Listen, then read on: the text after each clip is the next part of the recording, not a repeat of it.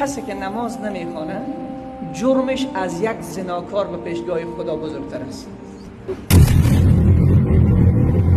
کسی که نماز نمیخوانه گناهش و جرمش از یک زناکار به پیشگاه خدا بزرگتر است. به خاطری که من گفتم یک رکنی که منفک نمیشه، جدا نمیشه از مسلمان، همین نماز است و آخرین حلقه اسلام همین نماز است. علما میگن کسی که نماز نمیخواند جرمش و گناهش از شراب هم بالاتر است، جرم و گناهش از قتل هم بالاتر است. یعنی کسی که نماز نمیخواند این آمد نیست به ما. سرا رسول صلی الله علیه وسلم در شب معراج دید که سنگ را میآورن، این خوابانده هستن، فرشته ها سنگ را میآورن به سرش میزنن، سرش شق میکنن، سرش پاش میشه.